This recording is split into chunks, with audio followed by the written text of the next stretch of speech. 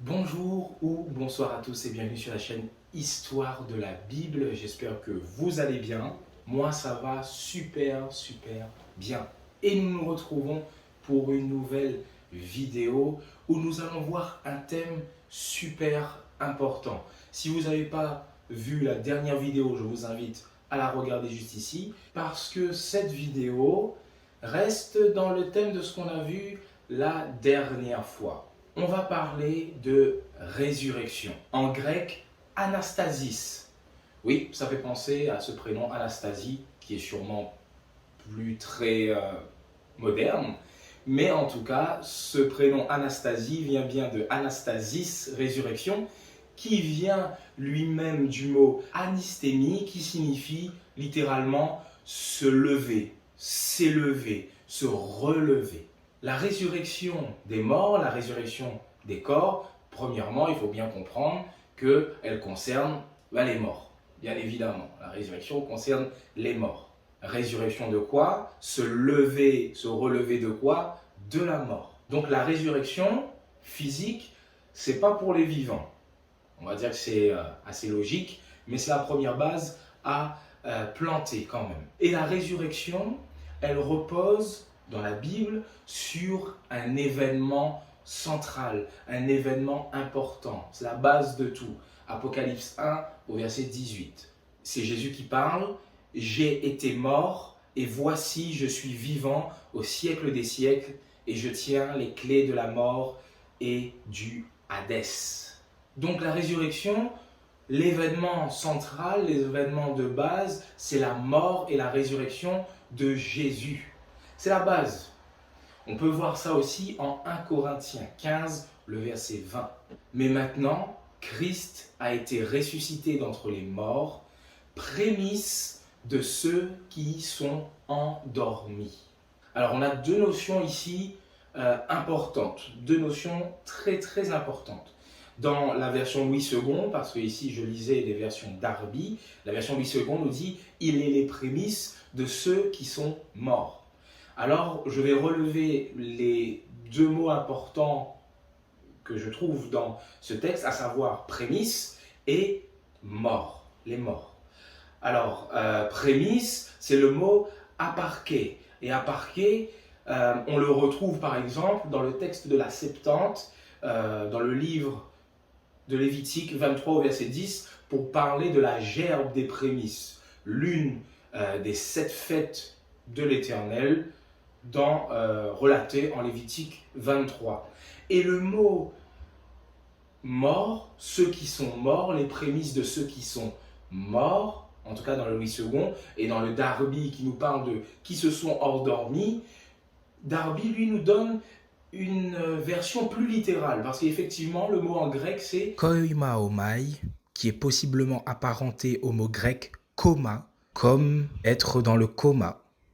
Et on sait très bien que la mort est associée au sommeil dans la Bible. Ceux qui sont morts sont comparés à des gens qui dorment. C'est pourquoi on dit qu'ils n'ont pas de souvenirs, ils n'ont pas d'activité, ils n'ont pas de quoi faire quelque chose, quoi que ce soit, ou penser quoi que ce soit. Jésus est prémisse. Prémisse, c'est-à-dire, il est premier de ceux qui sont morts à être ressuscités. Il est la tête. Pourtant, on pourrait trouver ça un petit peu bizarre parce que Jésus, chronologiquement parlant, n'est pas le premier à être ressuscité. On pourrait parler, par exemple, l'enfant de la veuve de Sarepta, que l'on retrouve dans le livre des rois, avec le prophète Élie, qui va ressusciter l'enfant de la veuve de Sarepta. On peut parler aussi de Lazare, Lazare qui a été ressuscité par le Seigneur Jésus. Donc Jésus n'est pas chronologiquement le premier à être ressuscité. Mais pourtant, Jésus, il nous est présenté comme étant le prémisse de ceux qui sont morts. Qu'est-ce que cela signifie? C'est que Jésus est le principe même de la résurrection. Bien qu'il ne soit pas le premier à être ressuscité, il est celui sans qui la résurrection ne peut avoir lieu. Il est le principe même de la résurrection. C'est pourquoi Jésus a pu dire en Jean 11 au verset 25, « Je suis la résurrection et la vie ». Sans lui, il n'y a pas de résurrection. Paul commente cela assez longuement en 1 Corinthiens 15 au verset 3 à 14. « Car je vous ai communiqué avant toute chose ce que j'ai reçu, que Christ est mort pour nos péchés selon les Écritures, et qu'il a été enseveli, et qu'il a été ressuscité le troisième jour selon les Écritures, et qu'il a été vu de Céphas, c'est-à-dire Pierre, puis des 12, les 12 apôtres. Ensuite, il a été vu de plus de 500 frères à la fois, dont la plupart sont demeurés en vie jusqu'à présent, mais quelques-uns aussi se sont endormis. » Encore ce mot « mort », mais qui est correctement traduit par Darby, se sont endormis. Ensuite, il a été vu de Jacques, puis de tous les apôtres. Et après tout, comme un avorton, il a été vu aussi de moi, car je suis le moindre des apôtres, moi qui ne suis pas digne d'être appelé apôtre, parce que j'ai persécuté l'assemblée de Dieu. Mais par la grâce de Dieu, je suis ce que je suis, et sa grâce envers moi n'a pas été vaine. Mais j'ai travaillé beaucoup plus que tous, non pas moi toutefois, mais la grâce de Dieu qui est avec moi. Soit donc moi, soit eux, nous prêchons ainsi, et vous avez cru ainsi. Or, si Christ est prêché, qu'il a été ressuscité d'entre les morts, comment disent quelques-uns parmi vous qu'il n'y a pas de résurrection des morts? Mais s'il n'y a pas de résurrection des morts, Christ n'a pas été ressuscité non plus.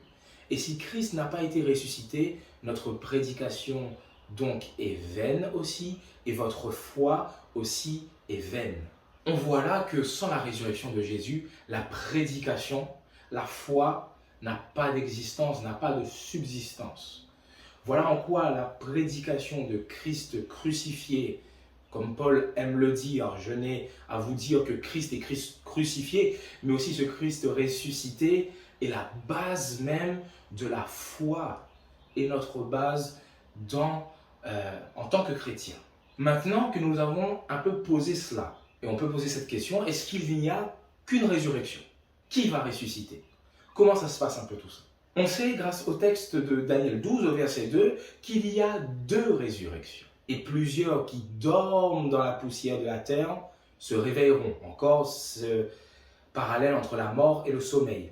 Les uns pour la vie éternelle et les autres pour l'opprobre, c'est-à-dire la honte, pour être un objet d'horreur éternelle. Donc on voit ici deux catégories de personnes qui vont se réveiller, qui vont ressusciter, les uns pour la vie, les autres pour la mort. Et on voit donc deux catégories, les justes d'un côté et les méchants de l'autre côté. La résurrection pour le juste, pour le gentil, pour celui qui a accepté Jésus dans sa vie, c'est l'espérance même la plus forte, c'est l'espérance parfaite chrétienne face à la mort. On peut le voir en 1 Thessaloniciens 4 au verset 13 à 18. Or, nous ne voulons pas, frères, que vous soyez dans l'ignorance à l'égard de ceux qui dorment. Encore une fois, on martèle, la mort c'est comme un sommeil, ceux qui dorment, afin que vous ne soyez pas affligés comme les autres qui n'ont pas d'espérance. Car si nous croyons que Jésus mourut et qu'il est ressuscité, de même aussi avec lui, Dieu amènera ceux qui se sont endormis par Jésus. Car nous vous disons ceci par la parole du Seigneur, que nous les vivants qui demeurons jusqu'à la venue du Seigneur, nous ne dévancerons aucunement ceux qui se sont endormis. Car le Seigneur lui-même, avec un cri de commandement, avec une voix d'archange et avec la trompette de Dieu, descendra du ciel et les morts en Christ ressusciteront premièrement. Puis nous les vivants qui demeurons, nous serons ravis ensemble avec eux dans les nuées à la rencontre du Seigneur en l'air. Et ainsi, nous serons toujours avec le Seigneur. Consolez-vous donc l'un l'autre par ces paroles. Donc on voit ici, le texte il est clair. L'espérance chrétienne, c'est pas l'âme immortelle. L'espérance chrétienne, c'est pas on meurt et tout de suite je vois le Seigneur. Non, l'espérance chrétienne, c'est que quand le Seigneur reviendra, au signal donné, à la trompette de Dieu, avec la voix d'un archange, quand le Seigneur reviendra sur les nuées des cieux, à ce moment-là, les morts vont ressusciter. Et c'est là qu'ils retrouveront le Seigneur, mais aussi les vivants qui seront restés vivants au moment où Jésus reviendra. Voilà l'espérance chrétienne. Voilà pourquoi on parle de résurrection. On ne parle pas d'âme immortelle, on ne parle pas de tout ça. Non, on parle de cette espérance face à la mort, la résurrection. Et c'est même ce que Paul va appeler la première résurrection, car ceux qui sont morts en Christ ressusciteront premièrement. Est-ce que cette parole est corroborée et adoptée autre part dans la Bible?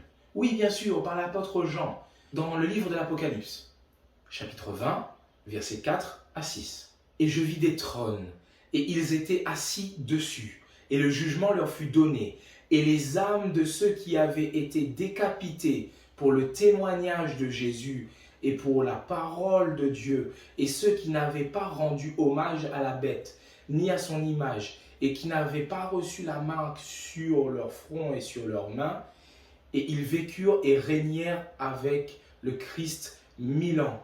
Le reste des morts ne vécut pas jusqu'à ce que les 1000 ans fussent accomplis. » C'est ici la première résurrection. Donc on nous est parlé ici, encore une fois, en corrélation avec le texte de 1 Thessaloniciens 4, qu'il y a cette première résurrection pour qui? Pour ceux qui ont été décapités pour la cause de Jésus, qui sont morts pour la cause de Jésus, ils reviennent à la vie.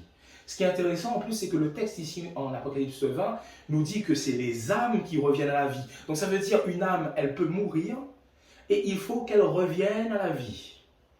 Donc on voit encore une fois, pas de question d'âme immortelle, mais bien cette question de résurrection qui reste l'espérance chrétienne. Mais si on nous parle de première résurrection pour les justes, on nous parle alors aussi implicitement de seconde résurrection, de deuxième résurrection. Mais pour qui? Pourquoi? Comment? La suite, Apocalypse 20 au verset 5. « Le reste des morts ne vécut pas jusqu'à ce que les 1000 ans fussent accomplis. » C'est ici la première résurrection. Vous voyez bien que les autres morts, ceux qui n'ont pas été mis à mort pour la cause de Jésus, eux, ils ne vécurent pas, c'est-à-dire ils ne reviennent pas à la vie jusqu'à ce que les 1000 ans soient passés. Ceci implique qu'après les 1000 ans, ils ressuscitent. Mais les 1000 ans de quoi? Qu'est-ce qui se passe pendant ces 1000 ans? Apocalypse 20, toujours, versets 1 à 3, tout est expliqué ici dans le contexte. « Et je vis un ange descendant du ciel, ayant la clé de l'abîme et une grande chaîne dans sa main. Et il saisit le dragon, le serpent ancien, qui est le diable et Satan. » Donc on parle bien ici de Satan. « Et il le lia pour 1000 ans. Et il le jeta dans l'abîme et l'enferma. Il mit un sceau sur lui afin qu'il ne séduisît plus les nations jusqu'à ce que les 1000 ans fussent accomplis. Après cela, il faut qu'il soit délié pour un peu de temps. » Donc, pendant ces 1000 ans, Satan est enchaîné et lié sur la terre et il ne peut plus séduire car ceux qui sont avec Christ et qui ont été ressuscités, ils vont monter avec le Seigneur, ils vont régner avec lui pendant 1000 ans. Et les autres morts, ils ne reviennent pas à la vie. Donc il n'y a plus personne à séduire sur la terre. C'est pourquoi, dans une vision, le prophète Jérémie, au chapitre 4, au verset 23 de son livre, va dire, il va regarder la terre et il va dire, la terre est informe et vide, comme au commencement. Mais ici, c'est cette condition de la terre qui est désastreuse, où il n'y a personne, Satan reste là, seul sur la terre, il n'y a plus personne à séduire. Ceux qui sont ressuscités premièrement sont avec Christ et les autres morts ne sont pas encore ressuscités. Mais après les 1000 ans, on a vu ce qui se passe. Satan va sortir pour séduire les nations. Quelles nations? Justement, les autres morts qui ne sont pas revenus à la vie jusqu'à ce que les 1000 ans soient accomplis. Voilà les autres nations. Satan va sortir pour séduire les nations après les 1000 ans, quand ils reviennent à la vie. Versets 8 à 10 d'Apocalypse 20. « Et il sortira pour égarer les nations qui sont aux quatre coins de la terre, Gog et Magog, pour les assembler pour le combat, eux dont le nombre est comme le sable de la mer. Et ils montèrent sur la largeur de la terre et ils environnèrent le camp des saints et la cité bien-aimée. Et du feu descendit du ciel de la part de Dieu et les dévora. Et le diable qui les avait égarés fut jeté dans les temps de feu et de soufre, où sont la bête et le faux prophète, et ils seront tourmentés jour et nuit au siècle des siècles. » Donc les morts seront jugés à ce moment-là. Ceux qui ne sont pas inscrits dans le livre de vie seront jetés dans les temps ardents de feu. Alors ici, il y a une clé de lecture à bien comprendre. La clé de lecture, ici, qui est super importante, c'est dans le verset 8, où il nous est dit « Et il sortira, c'est-à-dire Satan, pour séduire les nations qui sont aux quatre coins de la terre, Gog et Magog. » Gog et Magog, c'est vraiment la clé de lecture pour comprendre un peu tout ce passage-là. Pour connaître et pour comprendre la suite de cette clé de lecture de Gog et Magog, je vous invite sur la prochaine vidéo à être présent parce que c'est là où on va comprendre vraiment cette clé de lecture. Pourquoi on nous parle de feu et de soufre? Pourquoi on nous parle des temps ardents de feu? Pourquoi il y a une guerre qui est menée? Et pourquoi ces nations vont attaquer le peuple de Dieu? C'est ce que nous verrons dans la prochaine vidéo. Si vous avez aimé celle-ci, n'hésitez pas à mettre le pouce bleu, à vous abonner si ce n'est toujours pas le cas, et à mettre bien sûr les commentaires. Sur ce, soyez bénis et surtout, faites du bien autour de vous.